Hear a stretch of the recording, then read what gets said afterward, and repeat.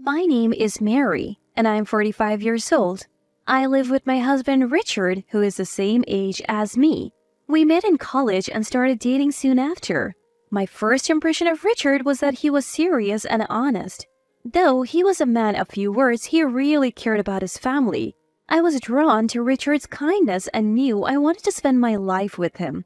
It turns out, Richard felt the same way. We even promised to marry each other while still in college. Though some might call it young love, we continued dating even after graduating. After starting our careers, we felt the same about each other and decided to get married. To our delight, we had a child shortly after getting married. Our daughter Sarah, who is turning 21 this year, graduated from vocational school and has started working. Sarah's workplace is close enough to commute from home, but she wanted to live on her own. So she's now living alone not far from her workplace. With Sarah moved out, Richard and I have been enjoying life, just the two of us, for the first time in a while. Life was pretty good, but there was one thing that bothered us. It was the presence of my sister-in-law, Susan. Susan, who is 38, divorced William last year after being married to him for 15 years. The reason for their divorce was Susan's infidelity. Susan may look like an average woman, but she has a weakness for men. It seems she had cheated on William multiple times over their 15-year marriage. William had seemingly turned a blind eye to Susan's cheating, but her actions escalated and he couldn't bear it anymore. He had been collecting evidence of her affairs. With this evidence, William confronted Susan with divorce papers. Through lawyers, Susan didn't have a chance. William even demanded a large sum of alimony from Susan's lover David, and that led to the divorce. But what surprised me the most was what happened next. Unbelievably, Susan decided to remarry, this time with David. We found out about Susan's remarriage when we received the wedding invitation. I knew about Susan's infidelity and it was messing with my head. Susan, are you really going through with this wedding? Everyone knows you are remarrying David. You sure about that? Susan is trying to make a fresh start. We should be happy for her. Richard has always doted on Susan, so he thinks her remarrying David is cause for celebration. What about William, who got cheated on? Poor guy. And Susan has even more issues to deal with, issues that will later come crashing down on me. Hello, Susan? One day, Richard gets a call. It's Susan. Yeah, what? Are you okay? We can't tell what's going on over the phone. Come over now. Richard sounded frantic over the phone. After hanging up, he looked deeply concerned. Susan was crying on the phone. She seemed too distraught to explain, so I invited her over. Mary, I would like you to be there too. Richard's serious expression told me this wasn't something to take lightly. Got it. What could be happening? I felt uneasy, wondering what could have happened to Susan, who is supposed to be getting married in 2 months. About an hour after hanging up, Susan arrives at our place sweating bullets. You could tell she was really stressed out. Welcome, come on in. Richard, Mary, help me. As soon as she enters the house, it's clear that Susan is panicking. Hey, calm down. Richard sees the frantic Susan on the sofa and offers her some coffee. Susan gulps down the coffee and lets out a deep sigh, trying to calm herself. What's got you so worked up? As I look into Susan's face, she starts to break down in tears. Seeing this, Richard is shocked and rushes to console her. It's okay. Can you tell us what is going on? Yeah, okay. After shedding some tears, Susan drinks another cup of coffee before she starts talking. The thing is, I need your advice about the upcoming wedding. Wait, are you canceling the wedding? Why on earth would you do that? Richard interrupts. No, that's not it. Well, it's not it. I mean, what are you trying to say? It seems like Susan is trying to figure out how to explain. She hangs her head and remains silent for a while. You have to tell us, or we can't help. If there's something we can do, we will. Encouraged by Richard, Susan finally speaks. The truth is, I may not be able to afford the wedding and the honeymoon. What? All that panic and she's worried about money? I'm standing there flabbergasted when Richard turns to Susan. So, let me get this straight. You're saying the wedding and the trip might be off because you can't secure the funds? Yeah. You work, don't you, Susan? And doesn't David have any savings? It's not that we don't have any. It's just that we spent it all on our divorces. We had to pay William alimony, so we can't afford to pay for the wedding or the trip. I am at a loss for words, incredulous that Susan would speak so casually about such a foolish decision. So, the point of discussion is? Oh, we were hoping to borrow the money for the wedding and the trip from you too. Richard listens to Susan and furrows his brow. Clearly, he finds this whole situation ridiculous as well. After a sigh, he speaks. Oh, is that all? Well, we have some savings. We can lend you that much. What? You're lending it to them? My head starts to spin. What is he talking about? Of course, it would be heartless to refuse Susan, right? You don't have to pay us back. He continues. Mary, you said you have been saving for our parents' care, right? We can lend them the money from that. Richard proposes to lend the money from my savings, not his. I can't believe what I'm hearing. No, that money is for my parents. I can't just give it away. I can't believe this. Susan breaks down, crying again. Richard rushes to comfort her. What's with this kid? What's wrong with you not helping Susan in a time like this? How much do you need, Susan? It's $30,000 total. What? $30,000? My parents are already over 75. Though they're still healthy, they will need care soon. Being an only child, I've been saving for this purpose. Even after having children, I never quit my job and have saved up money alongside educational funds. I have no desire to use this money for Susan. We'll be using Mary's $30,000 saving for Susan's wedding and honeymoon. I told you, that money's for my parents' care. As I continue to adamantly refuse, Richard finally loses his temper. Not helping Susan is crazy. Those who have should give. Then why don't you give it? I bought this house. I don't have savings. The house was bought with both our salaries and on a mortgage. That's no reason. What about Sarah's educational expenses? We split that too, and by the way, we have split all living expenses so far. Did you forget? At a loss for words, Richard clenches his fist. His face beat red. I suddenly realized that Richard hadn't been saving any money at all. We had been keeping our finances separate since we got married, so I had no idea. Just give me the money, no questions asked. If you don't get it, then forget it. Richard spat out those words and stormed off to his room. I was left alone with Susan in the living room, not knowing what to do. Mary, do we really have to go without the money? She looked at me with teary eyes, but that won't work on me. Sorry, you'll have to figure it out yourselves. I avoided further conversation to keep things from getting complicated. An awkward silence filled the room.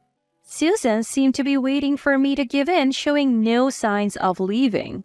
After some time, Richard finally emerged from his room, holding a piece of paper. I printed out divorce papers. If you won't help Susan financially, then let's divorce. I've already signed them. It's up to you now, Mary. Richard was out of breath, clearly riled up. If we divorce, you will lose this house, Mary. You think a 45-year-old divorcee can easily find a place to live? Richard was looking down on me, confident I wouldn't go through with it. Seeing Richard's arrogance and Susan's irresponsibility, something inside me snapped. You want to divorce because I won't give Susan money? Don't be ridiculous. Enough of making a fool out of me. I snatched the divorce papers from Richard. I'll go through with the divorce. Why don't you pay Susan the $30,000? You love her so much. Maybe Richard thought I would apologize. My yelling left him frozen in surprise. Ignoring Richard, I quickly packed essentials and left the house. I had nowhere to go, but I took a chance and called Sarah. Hello? Hey, how are you? Luckily, Sarah picked up right away. Rare to get a call from you. What's up? Well, I had a big fight with Richard. If it's not too much trouble, can I stay at your place for the night? Of course! Stay as long as you like. Oh, could you make some of your buffalo chicken wings? It's been a while. Sarah loves the buffalo chicken wings I make. Thanks, I'll make a ton of them. I headed to the supermarket to buy ingredients and then drove to Sarah's apartment. After a 30-minute drive, I arrived at Sarah's place. As I started cooking in the kitchen, Sarah awkwardly approached me from behind. What did Dad say to make you consider leaving home? Not wanting to worry Sarah, I replied vaguely. Well, just some stuff. Did Mom notice something? I froze at Sarah's words. What are you talking about? Never mind. Sarah quickly looked away flustered. I had an instinct that I needed to know what Sarah was getting at. Actually, I've been thinking about divorcing Dad. He said some awful things. Do you know something about it too? The moment the word divorce left my mouth, Sarah's eyes widened. She started talking like a dam had burst. Finally, it's out. Dad is having an affair. I saw him going into a hotel with a younger woman. It made my skin crawl, and that's why I moved out. Sarah's revelation was beyond surprising. I couldn't believe what she was saying and was stunned. What? An affair? Huh? Wait, it wasn't about that? Sarah's face turned pale. She realized she had spoken impulsively. It wasn't about that, but it sounds like something I should know. Can you tell me more? I'm not going to get any more hurt at this point. Well, if Mom says it's okay, I'll talk. Sarah took a seat and started talking about Richard's infidelity. Just before I graduated, I saw Dad when I was out with friends at a pub. He was walking with a woman I didn't recognize. So I followed them and... Sarah had goosebumps on her arms. Seeing your own father's infidelity is not something anyone would want to witness. Her revulsion was understandable. Do you have any proof? Yeah, I was so disgusted and angry I took photos of Dad entering the hotel. When Sarah showed me the pictures, there was Richard arm in arm with a much younger, beautiful woman. Wow, that's really unsettling. I'm sorry I didn't catch on sooner. Sarah shook her head. Actually, I was blackmailed for money by Susan. When I refused, Richard told me to divorce him.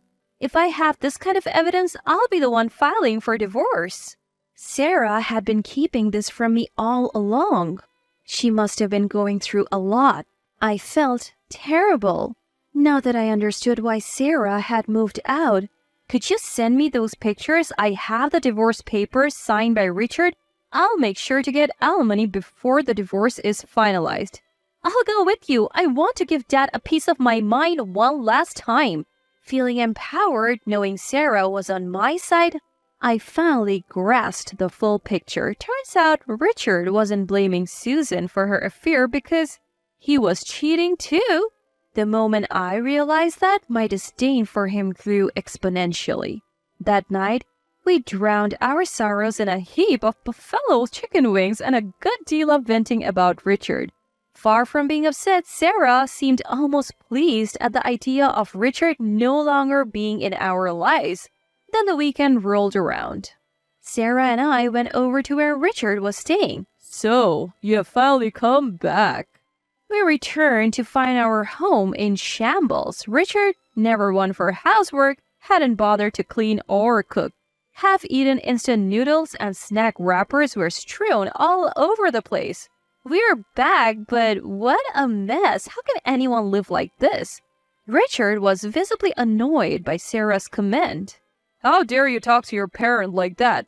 Well, you won't be my parent much longer, will you? Richard seemed even more irritated at this. I have already told Sarah. I have filled out the divorce papers. All that's left is to file them. You really think you can actually divorce me? I do, but first there's something I need to confirm with you, Richard. Sarah and I sat down on the sofa. The table in front of us was dirty, which only made me feel more uncomfortable. Confirm what? Take a look at this. I showed Richard a picture Sarah had sent me. As he looked at the screen on my phone, his face went wide. This is, The picture showed Richard entering a hotel with another woman, leaving no room for excuses. That woman works for me. She wasn't feeling well and we were just taking a break. You're not going to assume this is cheating, are you? Assume? I took the photo right before entering the hotel. She was laughing. Didn't seem sick to me. Richard tried to wriggle his way out with a lame excuse, but we weren't having it. I'll give you the divorce you want, but you will have to pay the alimony decided in court. I can't afford to pay alimony. I have to give money to Susan, too. My disappointment in Richard, who was still prioritizing Susan, even now reached new heights. Then work hard to afford both. From now on, we'll talk through lawyers, so don't contact us again. I don't need a cheating dad. Please get out of my sight. We were just about to leave the house when we heard, Wait, you've got it all wrong. Please wait. Richard came chasing after us, desperate. Think about it, Mary. If we get divorced, you're gonna lose the house, right? You would just be causing yourself trouble. I felt not an ounce of love for Richard, who couldn't even master an apology to the very end. It's your punishment for planning to use my money on Susan and for belittling me. I don't need this house. Mom, you can stay at my apartment for a while. Leaving a tearful Richard behind, we walked out of the house. What a relief. Me too. The thought that we wouldn't have to deal with Richard and Susan anymore lifted our spirits.